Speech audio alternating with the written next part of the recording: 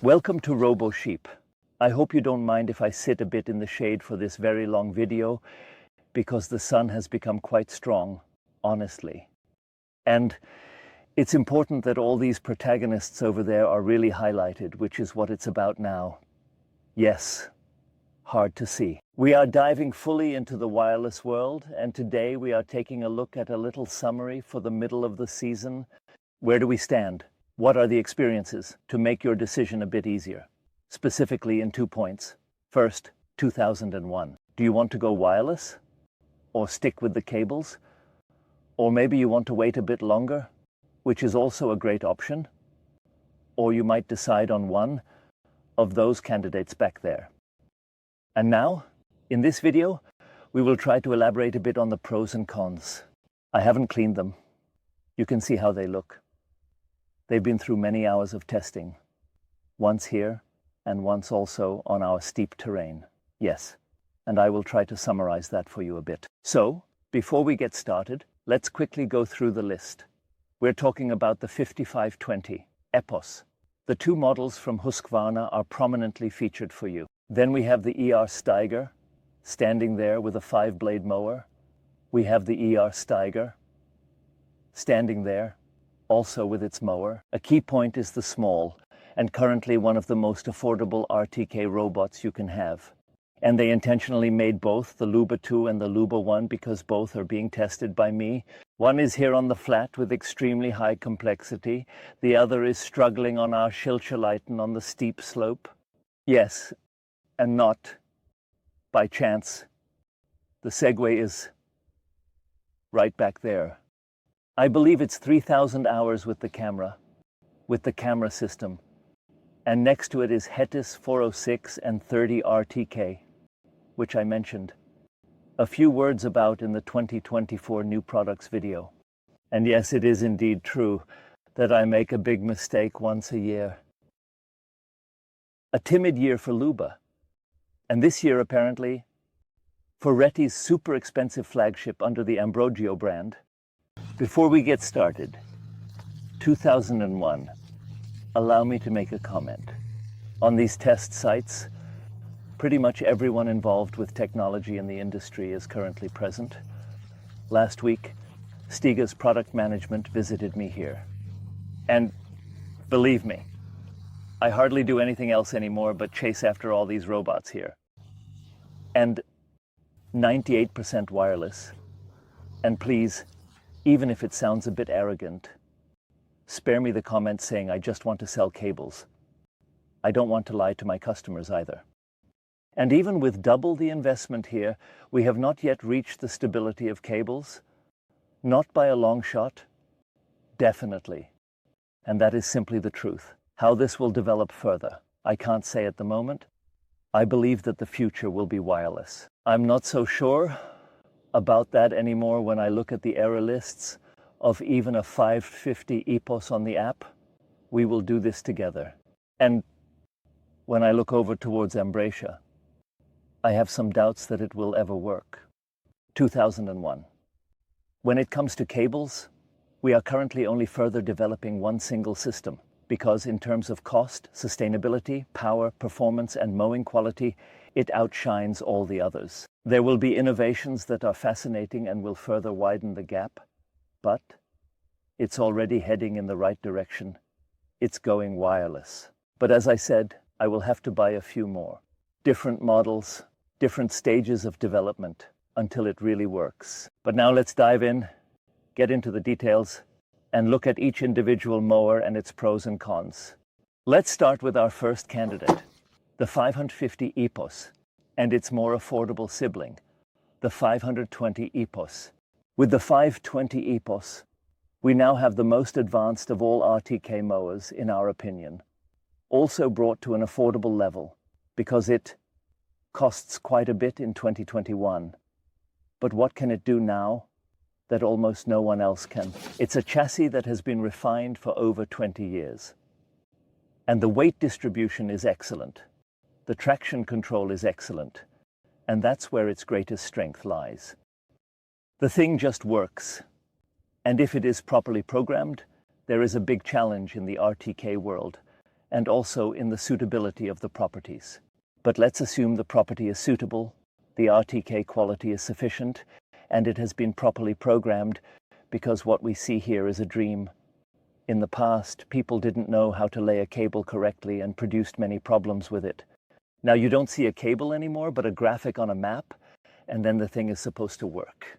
How the thing looks in real rain, with everything around it, after being in use for a month in bad weather like we had today. Sorry, Luba community, I have to say it, but there's no more M before the LU without taking out the brush every day. Yes, that's about the chassis. It is truly great and well done. And in terms of stability, you can already see the huge RTK antennas and also the proper RTK antenna on the roof. There's really a lot of sensor area there. You can see that they don't rely on a stereo camera. They don't rely on sensors that really need maintenance every day. Instead, they use a housing like in the old days and RTK, which doesn't care about dirt at all. Yes, and to ensure that the system works, you can't afford any weaknesses in the RTK. You actually have to set up the system as intended by Husqvarna properly in 2001. And of course, our RTK antenna is also at the highest point. At this point, dear specialist dealers, if you're listening, please don't install it up there yourself. This is about lightning protection. This is about electrical requirements, the antenna on it. We're talking about a professional system, which costs much more than cables anyway, so it really doesn't matter. Then the antenna should be positioned at the top by the electrician with the correct roof guidance, so that everything fits perfectly. And then we come to the terrain suitability for RTK systems. And now, I just want to honestly use the app to display my customer systems. I have it. We have it. And at this point, once again, a heartfelt thank you to all my RoboSheep partners, to the whole team. I think I've said it 100 times already, but this year is going to be a record year. We're breaking all the records. It's actually happening, and it's your effort that makes it so. We have delivered it in the group at least 150 times now. We have pre-selected the customers, and we have happy customers. The graphics he is showing now are all properties we have installed, and I make no secret of it. They are programmed by us from the ground up. And then the customer has to refine it with another 20, 30, or 100 programming hours if they want it to work properly. Yes, our RTK customers are satisfied, but to be completely honest, even with them, when I look at the individual error lists in the app and see how many errors occur per day, and the device then needs intervention, honestly, our standard customers chase us away with a wet rag. And that's why, even if I get scolded endlessly, I can't stand up and say, 2001, the future will be wireless. I don't know at the moment, because if you look at how many robots are standing in my shop that have been returned, which by the way can be bought used, there are cables again at the front. The customer was simply not satisfied with the stability. If you want almost the stability of a cable system, but the undeniable huge advantages of the wireless world with all the flexibility, reprogramming options, and the ability to navigate driveways, then you are definitely in the top league. Currently, in terms of stability, it is one of the essential systems. And then Stiga comes into play with a slightly different logic, and we need to take a closer look at that together. So in the Stiga world, this is now the ER. Then there is also the 5000 and the 10,000 in the program, of course, with all the accessories to properly position the RTK antenna. But yes, as mentioned, setting it up in the charging station is theoretically possible, but it brings significant RTK weaknesses, even if the manufacturer says otherwise. The concept is very similar to Husqvarna. The chassis is almost identical. The only notable difference is actually that you can operate the robot without an app. That means if it is properly programmed and it is aimed at much older customers who simply do not want to have anything to do with an app or a mobile phone, then its keyboard is designed in such a way that all interventions, all control commands are possible without needing the app. That is a significant difference We have remote access for maintenance for these customers. And that is a very large part of our customers. We have them ourselves, and we can also intervene remotely accordingly. Yes, and the second thing is an impressive 6-blade mowing deck. I said that wrong at the beginning. There are actually 6 blades with dramatically high speed, and for the smaller one, there are 4 very large blades that handle the mowing inside. And as you can see in the photo now, I want to place you here. The mowing quality is really impressive for a blade cutting deck. We actually just expected that it would get better at the very back with the Ambrogio, but it first needs my approval. For RTK, both are very similar. Behind it now stands a patented algorithm, which I had the Stiga team explain to me a little bit better last week. I don't know if I completely follow the gentleman's stories because I prefer to rely on observation, and the observation between the two is the following. Here with the Husqvarna, you won't see any deviation of the RTK position. This means the robot mows accurately up to the edge, trims the borders, and if it no longer has RTK available, it stops and gives a corresponding error message. Algorithm or not. In my eyes, it is simply more tolerant and naturally provides a bit more stability options in professional programming than here, even if it is technically very difficult to program. You customers now need to allow for more flexibility depending on the RT situation on site. Where good RTK is available, it can mow very accurately to the edges. Where no RTK is available or it is very poor, it needs a mower width and edge distance, but it does not crash. Programmed and refined in such a way, it actually remains stable in operation for a month and can indeed be operated without an app using the keyboard. It cannot do that. It stops when the RTK situation is no longer sufficient, which are the main differences. And for us, when we build a professional RTK system, it is either the ER, the 5000, or the 10,000. And then we need to discuss with the customer together. What do we want? Are we moving more towards stability or are we moving more towards edge mowing? And you have to help the 10,000 robot more often. But both are loud, both are built for stability, both have no camera, no air pressure sensors, and nothing else. And in terms of price, the 1500 is quite elegant because it falls into more affordable regions. I hold back a comment on what can be achieved with a cable for the same money. My dear ones, I need to get something off my chest, especially since there are plenty of comments on the YouTube channel about him. I sold the Luba, I bought him, the biggest trick. Yes, that can be explained. Due to the lack of sensors and relying on RTK and an algorithm, it simply requires a much more sophisticated programming. And if it doesn't work, there are actually only 2 reasons. The property is not suitable for RTK at all, or you have simply programmed it incorrectly. And how much Stiga now thinks about an older audience is shown by the key. And it is indeed often very difficult for our older customers to enter a PIN code. The standard requirements have been addressed with a key that you simply pull out, plug back in, press twice, and the thing runs again. So now it gets serious. Luba 1 and Luba 2. I would have said recently, omnidirectional wheels. Why replaced? Yes, that can be explained today. It is indeed true that the maneuverability has significantly improved with the omnidirectional wheels. Yes, and I readily admit I am in close contact with Mammotion because this project is worth following. What is coming in the next few years? It is indeed the case that with the Luba 2, compared to the Luba 1, as we have already learned, the camera has been added. This camera up front is not only behind real glass, so it doesn't get scratched. No, it is a stereo camera. That means I have one on the left and one on the right. And with this stereo camera, this robot is now actually able to navigate with centimeter precision, as you can see, in the overlay during the edge run. You can see now I am driving into an area where it stopped working because there is no RTK available here.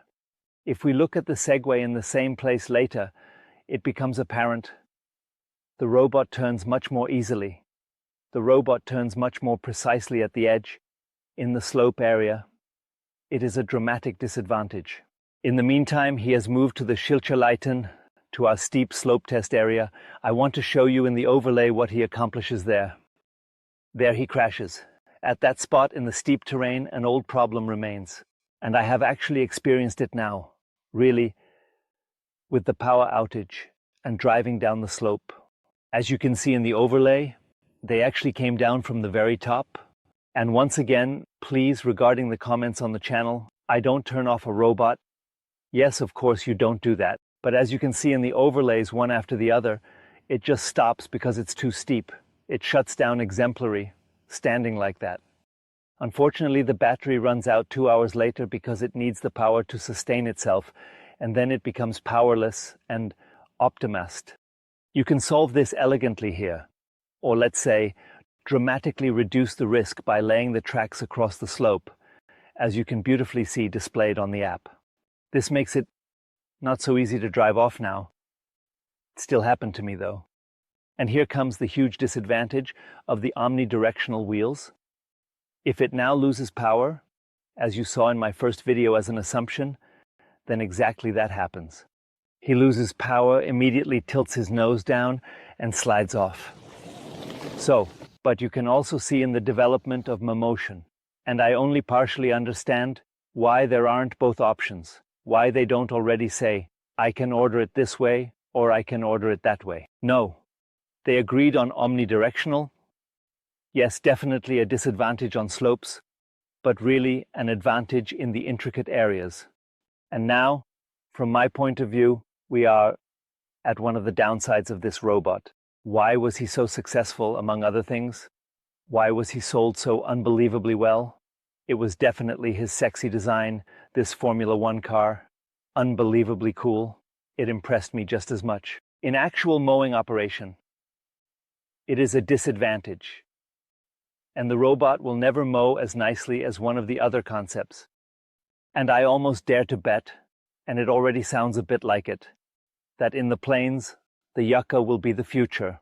And then suddenly we have a space like the one up front. Because this small space with the blades inside, as you can see in the overlay, fills up incredibly quickly. And with that, the stability is gone. And the second topic that really stands out with him is that we have been significantly more RTK supported here. That had its limits, no question, as you can see again in the overlay. But in terms of stability, there's a step back from the Luba one to the Luba 2. The Luba 2 now comes with all sorts of messages like obstacle not recognized, the camera, sweeper wheel cleaned, and so on. So I currently have, although it seems the software is at a very early stage for all the systems installed, especially the camera. But at the moment, I am not achieving the stability that is there. And when I look into the Luba forum and then look at all the properties, I just don't understand why one would place an all-wheel drive concept with such a make concept on such a beautiful lawn. As a result, you could have actually used the Roll-Rosen spur. It works well in the copied terrain with normal breeds, but I still don't understand why you would use it on such an area where you can create the best mowing quality with half the money. It will be this sexy design that really pushes sales massively.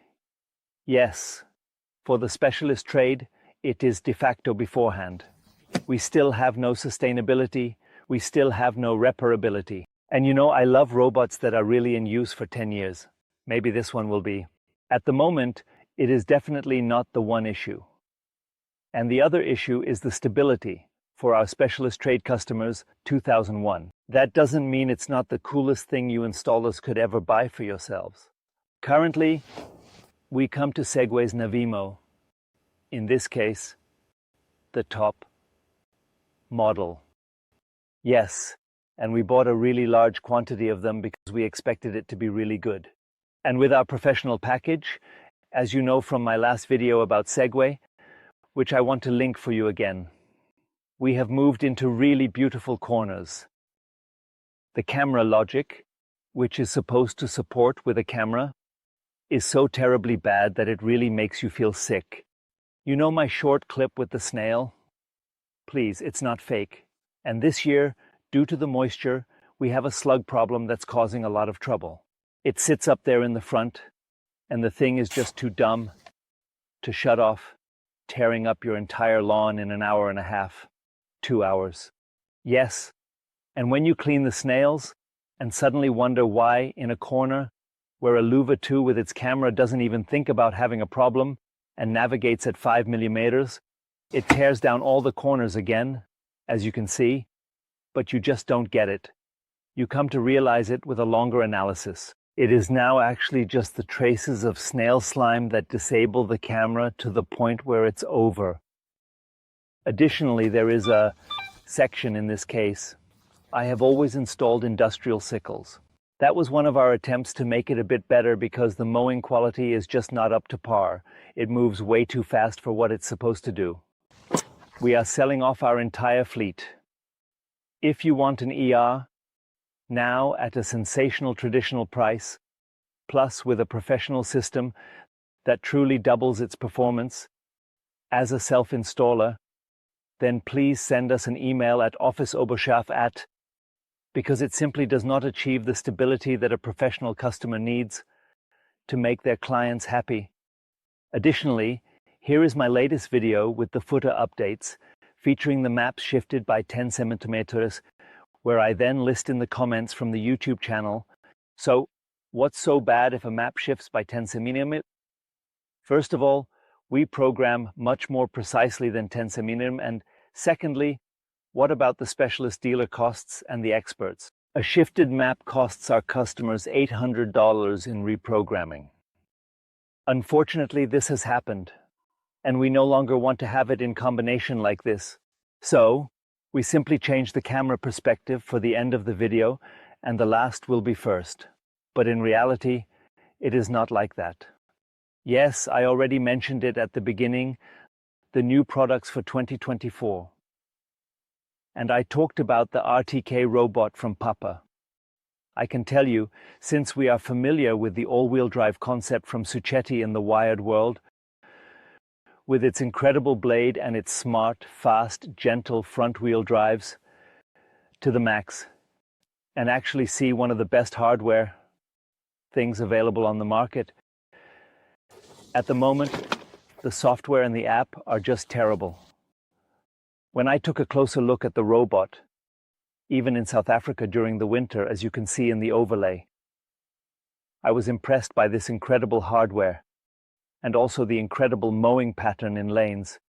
And please believe me, when this mowing deck runs in lanes, you can forget about any visual standards that stand behind me, really everything, because nothing comes close to it.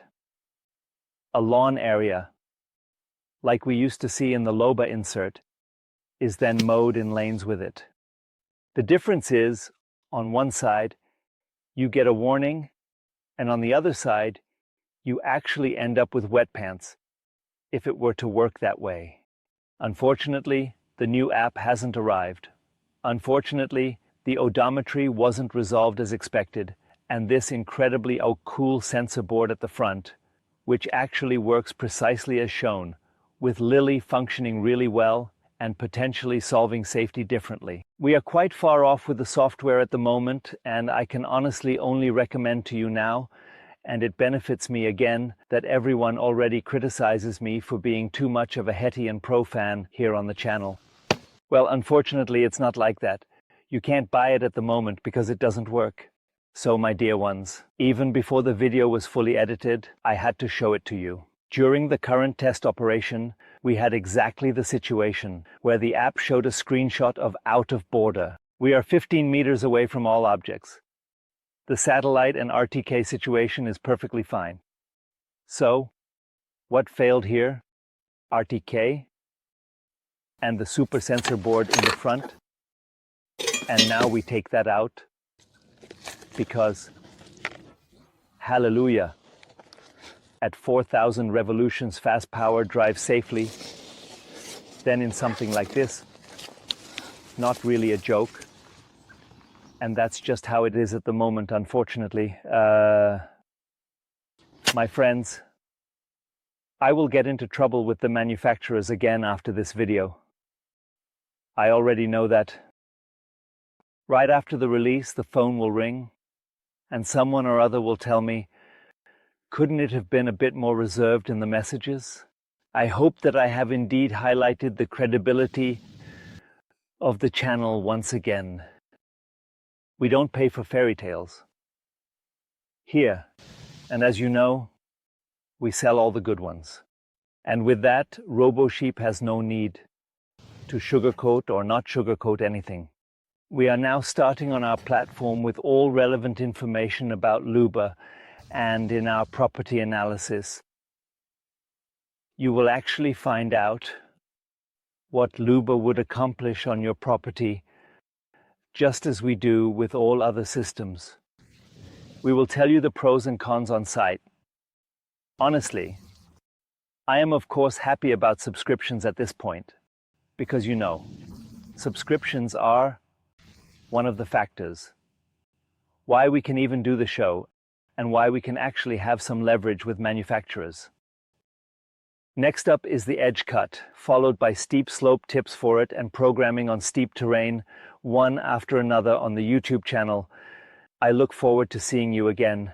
Bye. Goodbye. Ciao.